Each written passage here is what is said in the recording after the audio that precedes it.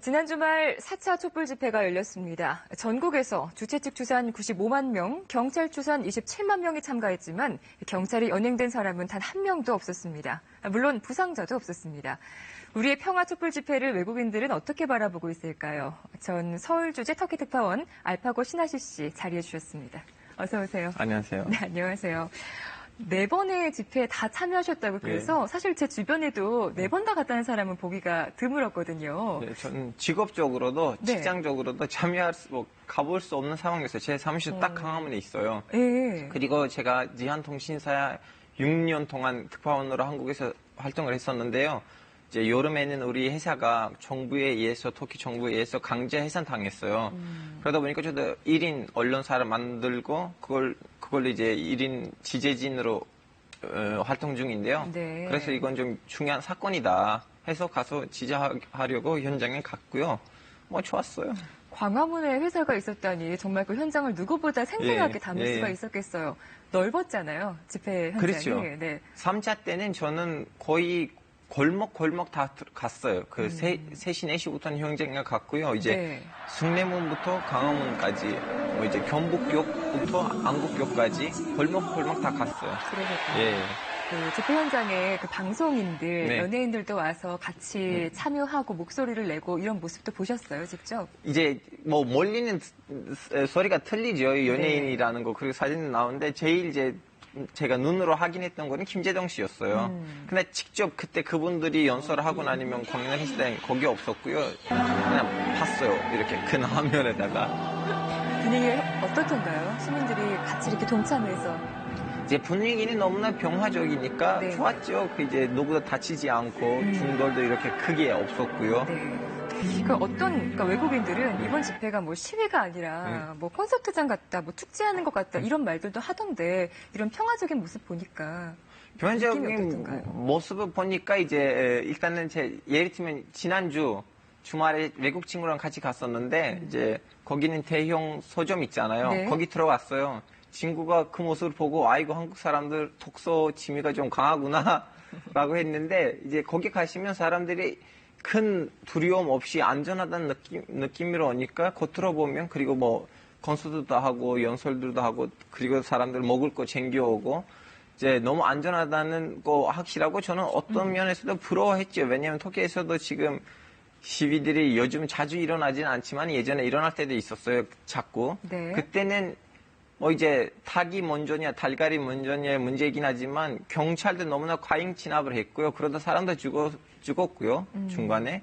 그리고 시위자들 중에서 폭력성이 강한 집단들도 있다 보니까 주변에 있는 가게들도 큰 피해를 받았죠. 네. 그래서 좀 약간 불우한 감정이 있었어요. 그럼 이번에 우리나라 촛불 집회는 상상했던 거하고 어때요? 실제로 보니까. 그래서 저는 이제 기자로서 지지한 적이 많았기 때문에는 저는 다른 외국인들에 비해서는 그나마 예상적이었어요.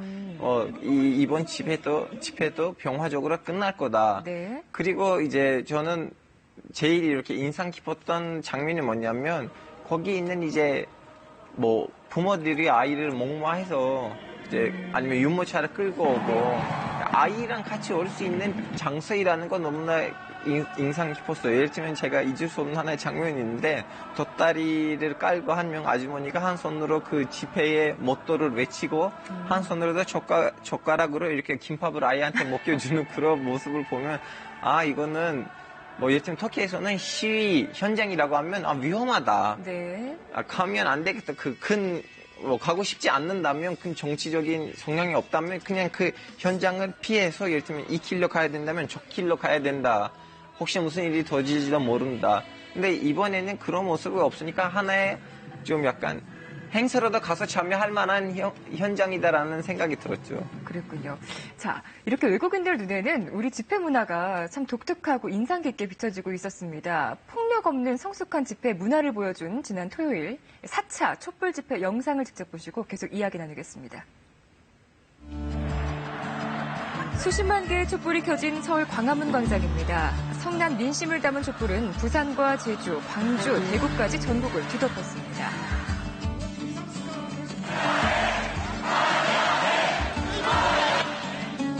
주최 측 예상을 뛰어넘을 정도로 많은 사람이 모였지만 폭력은 찾아볼 수 없었습니다. 수능을 마친 고3 학생들과 어린아이를 데리고 나온 가족단위 참가자들, 친구들과 함께 3.355 모임 평화 시위 등의 목소리는 더욱 뚜렷했습니다. 국민으로서의 이렇게 마음을 보여주기 위해서 나왔거든요. 아이에게도 그래서 그런 나라를 물려주고 싶은 마음으로 와서. 또 집회 현장 곳곳에서는 성남 민심을 달래는 문화재와 패러디가 넘쳤습니다. 휴대전화를 손에 들고 머리엔 선글라스가 있습니다. 최순실 씨로 변장한 이 여성 옆에는 검찰 직원이 나란히 섰습니다. 최순실 게이트를 패러디한 재치 있는 모습에 집회 참가자들로부터 큰 인기를 얻었습니다. 좀 더 신선하기도 하고 또 평화적인 시위여서 좀 더 이제 많이 참여할 수 있고 그랬던 게 좀 좋은 것 같습니다. 반창고 드립니다. 마음에 붙이세요. 이번에는 간호사 복장의 집회 참가자가 등장했습니다. 최순실 게이트로 상처받은 시민들을 치료해주겠다는 겁니다.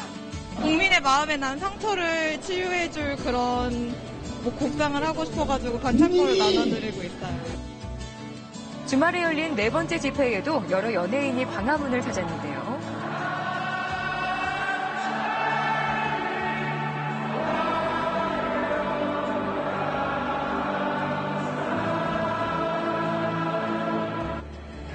가수 전인권 씨의 선창으로 시작된 애국가가 웅장한 떼창이 돼서 울려 퍼집니다.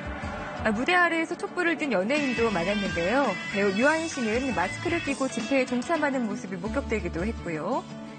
그룹 신화의 멤버 김동완 씨, 배우 이준 씨, 이기우 씨와 오창석 씨 등도 집회에 참여했습니다.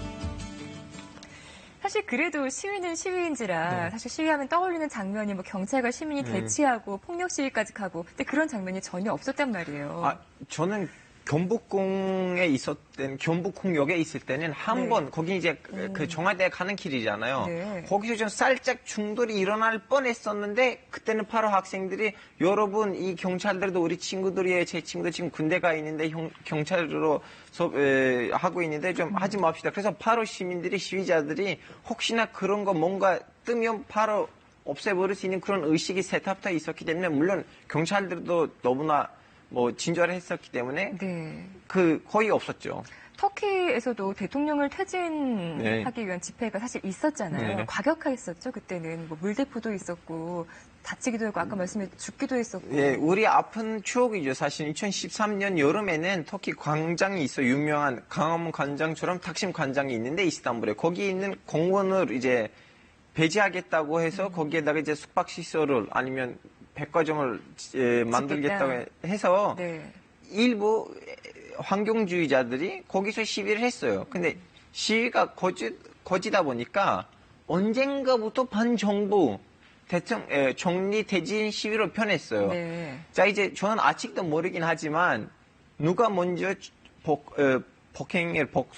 폭력을 행사한지 아직도 잘 모르긴 하지만 언젠가부터 이 시위는 이렇게 폭력 시위로 변했고 이제 경찰도 너무나 과잉 진압을 했고 그러다가 사람들 죽었어. 소녀 죽었어. 13살.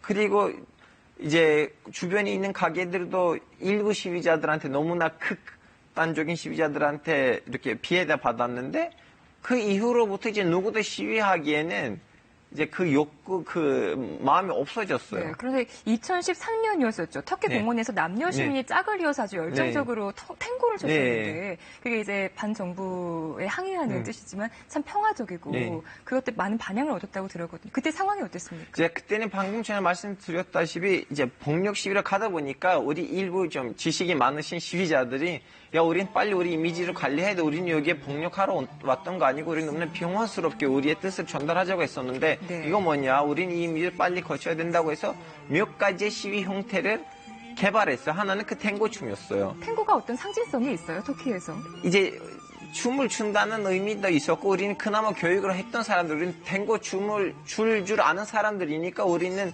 돈 없어서 아무것도 없어서 그냥 이렇게 분노가 있는 사람들 아니고 우리는 이 나라의 지식인으로서 항의하고 있다는 의미였고요. 그리고 그냥 서 있는 이런 시위도 있어서 나 지금 서 있고 있어 나한테 왜 케이블에 그런 식으로 서 있는 사람들도 있었고 탱고 춤을 하는 사람도 있었는데 결론적으로는 그 이미지 회복을 못했고요. 그렇게 마무리됐어요. 안타깝게도. 하지만 그 평화적인 시위도 계속 반복되면은 결국에 어느 순간에 이제 그만두고 잦아들게 되잖아요. 네. 혹시 한국에서 일어나는 지금 집회 분위기도 이 열기가 가라앉을 거라는 생각 혹시 드세요? 이거는 좀 약간 국회하고 청와대 사이에 있는 대화에 따라 달라지긴 한데 지금은 보시다시피 이 시민들을 그 시위자들을 국회가 주도하고는 있지는 않잖아요. 네. 자발적으로 나와요. 그 이유는 이제 시위자들이 자기네 마음은 국회가 제대로 전달하지 않다고 생각하니까 이렇게 하고 있는데 저는 지금 예측하기엔 너무 힘들어요. 국회의원들하고 청와대 사이에 있는 대화에 따라 달라질 것 같아요. 네, 우리나라에서 이렇게 평화적인 집회가 계속 이어지기 위해서 앞으로 어떤 노력이 필요할까요?